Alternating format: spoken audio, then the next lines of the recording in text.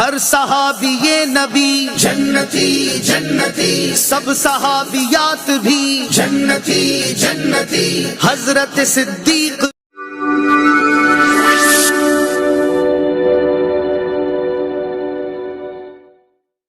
نحمدہ ونصلی علی رسولہ الکریم، اما بعد فاعوذ باللہ من الشیطان الرجیم، بسم اللہ الرحمن الرحیم۔ السلام علیکم ورحمۃ اللہ وبرکاتہ۔ آج میں ایک ایسے اختلافی مسئلے کو حل کروں گا۔ اگر آپ میری مکمل ویڈیو دیکھ لیں گے تو یقین کریں اس مسئلے پر کبھی بھی کوئی بندہ آپ کو لاجواب نہیں کر۔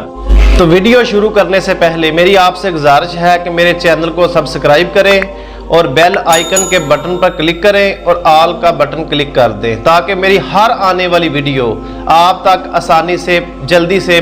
تو آج کا ہمارا موضوع ہے لفظ داتا۔ ہم اہل سنت و جماعت داتا گنج بخش علی حجویری رحم اللہ کو داتا کہتے ہیں، اور کچھ نام و نہاد لوگ کہتے ہیں کہ یہ غلط ہے، داتا صرف اللہ ہے۔ آج دیکھتے ہیں کہ داتا کہنا شرک ہے، حرام ہے یا تو لفظ داتا کی تشریح کرنے سے پہلے آئیے میں تھوڑا سا آپ کو ان کے متعلق بتاتا ہوں جن کو ہم اہل سنت و جماعت داتا کہتے ہیں اور غیر مقلدین حضرات کہتے ہیں کہ یہ شرک ہے۔ آپ 11ویں صدی کے صوفی تھے۔ آپ کا اصل نام ابو الحسن علی بن عثمان جلابی حجویری غزنی تھا، لیکن آپ گنج بخش علی حجویری رحم اللہ کے نام سے مشہور۔ آپ کی پیدائش نومبر 1009 ہجری ہے اور وفات ستمبر 1072 ہجری ہے۔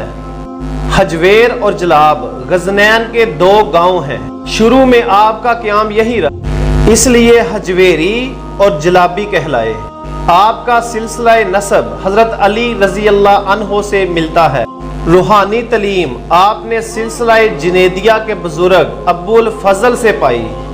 مرشد کے حکم سے 1039 ہجری میں آپ لاہور پہنچے، دین کا کام کیا اور آپ نے بہت زیادہ لوگوں کو مسلمان کیا۔ آپ کی مایا ناز مشہور تصنیف کا نام کشف المجوب ہے۔ کبھی بھی آپ نے شریعت کا دامن ہاتھ سے نہیں چھوڑا۔ آپ کا مسلک اہل سنت و جماعت ہے اور آپ کا مکتبہ فکریہ حنفی تھا۔ معلوم ہوا 1000 سال پہلے بھی پیری مریدی کا سلسلہ تھا۔ اب آئیے جی دیکھتے ہیں لفظ داتا۔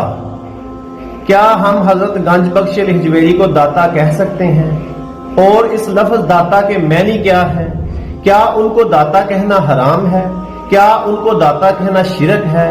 کیا ان کو داتا کہنا بدعت ہے یا کہ ان کو داتا کہنا جائز ہے؟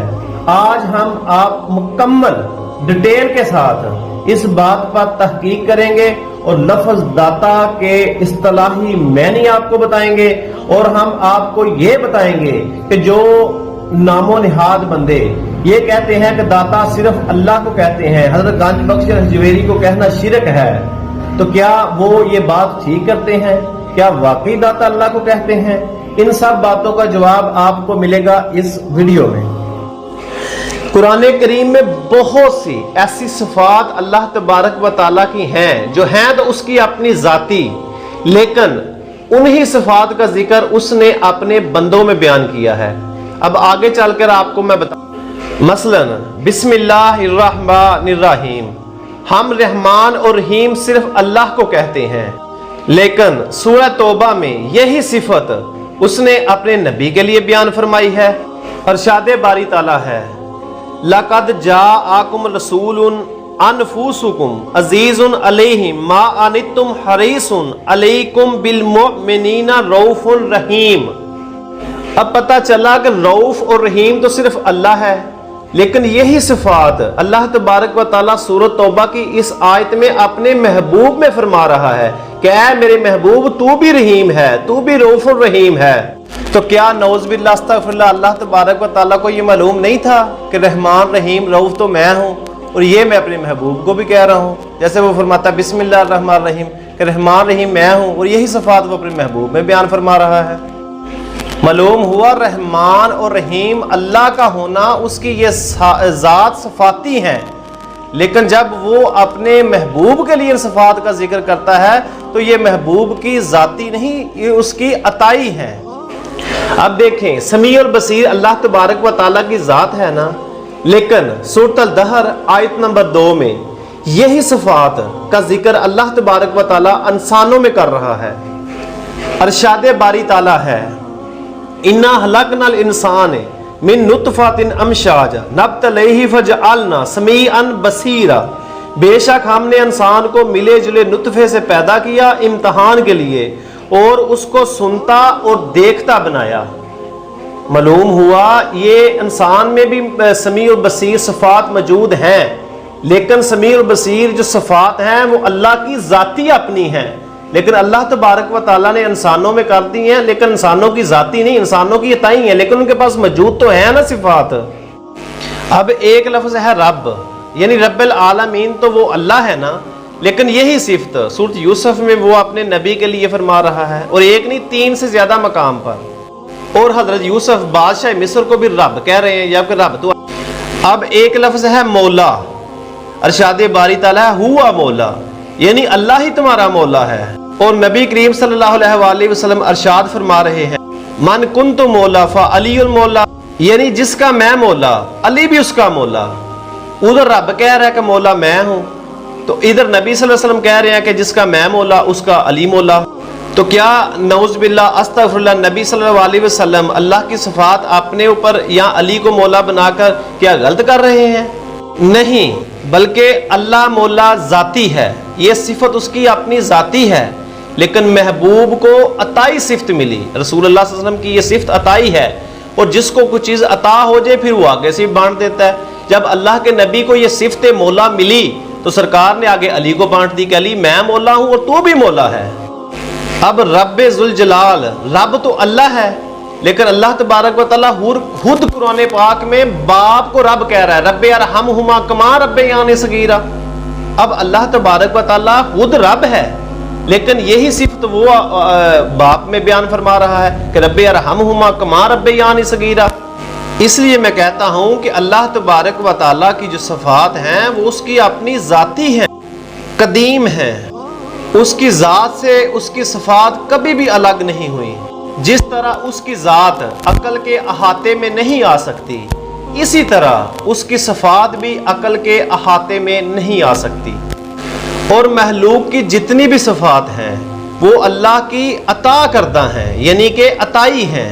اگر کسی کو داتا نہیں کہہ سکتے تو کسی کو عالم بھی نہیں کہہ سکتے، تو پھر کسی کو مولا بھی نہیں کہہ سکتے، کیونکہ یہ صفات صرف اللہ ہی کی ہیں۔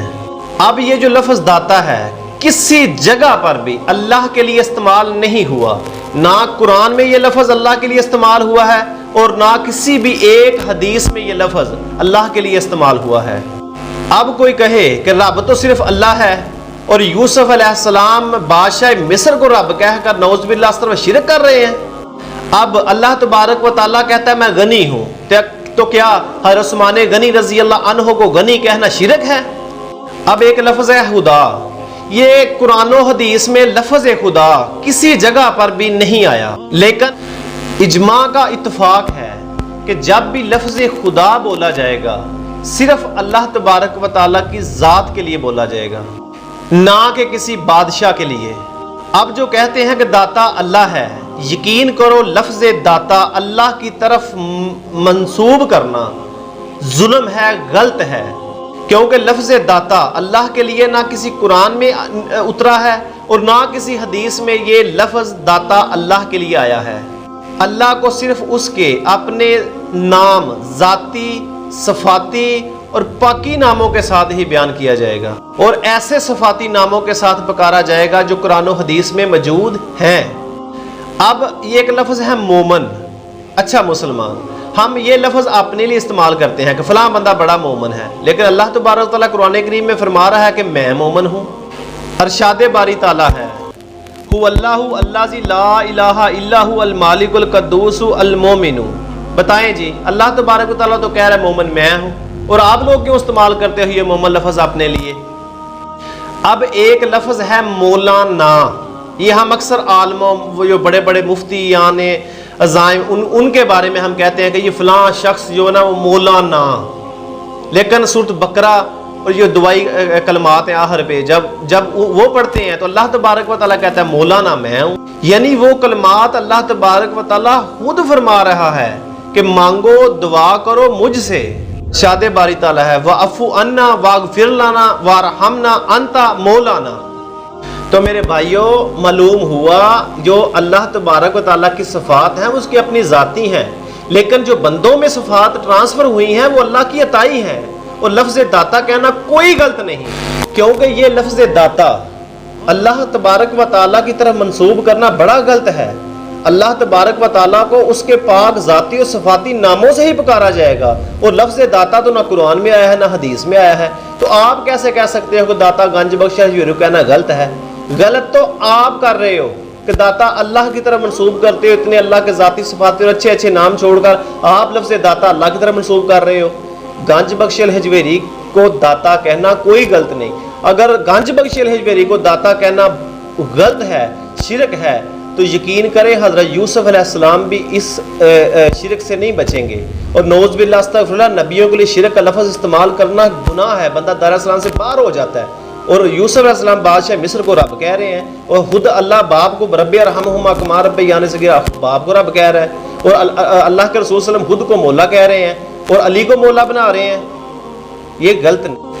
اس لیے میرے بھائیوں ایسے لفظ اللہ کی طرف منسوب مت کرو اور کسی پر فتوے مت لگاؤ کہ گنج بخش الحجویری کو داتا کہنا غلط ہے، داتا اللہ ہے۔ یقین کرو اللہ داتا کیسے ہو گئے یار؟ کوئی ایک مجھے بتاؤ نہ، دکھاؤ قرآن میں لفظ داتا اللہ کی طرف منسوب بتاؤ، حدیث میں بتا دو۔ جب یہ لفظ داتا اللہ کی طرف ہے نہیں تو کیوں ذاتی صفاتی پاک پیارے نام چھوڑ کر لفظ داتا اللہ کی طرف منسوب کرتے ہو؟ اور اگر کسی انسان میں کوئی صفت موجود ہے نا تو وہ اس کی ذاتی نہیں، وہ اس کی عطائی ہے۔ اللہ تبارک و تعالیٰ کی صفات ساری اپنی ذاتی ہیں۔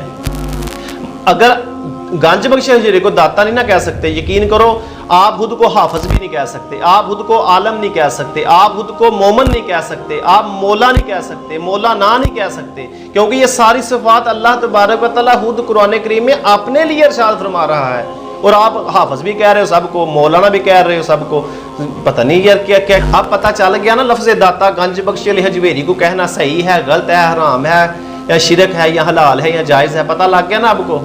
تو خدا کے لیے ہوش کے نہ لو۔ اللہ تبارک و تعالی ہم سب کو عقل سلیم عطا فرمائے، اور اللہ تبارک و تعالی ہمیں دین میں سمجھ عطا فرمائے، اور اللہ تبارک و تعالی ہم سب کو صراط مستقیم پر چلنے کی توفیق عطا فرمائے، اور اللہ تبارک و تعالی ہمیں اس راہ پر چلائے جس راہ کے لوگوں پر اس نے اپنا انعام نازل کیا ہے، نہ کہ غضب ناک والے راہ پر۔ اس راہ پر اللہ کبھی نہ چلائے جس راہ کے لوگوں پر اللہ غضب ناک ہوا ہے۔ اللہ تبارک و تعالیٰ سے دعا ہے کہ اللہ تبارک و تعالیٰ ہمیں دین میں سمجھ عطا فرمائے، اور اللہ تبارک و تعالیٰ ہمیں اچھی اچھی باتوں کو دوسروں تک پہنچانے کی توفیق عطا فرمائے۔ آمین یا رب العالمین۔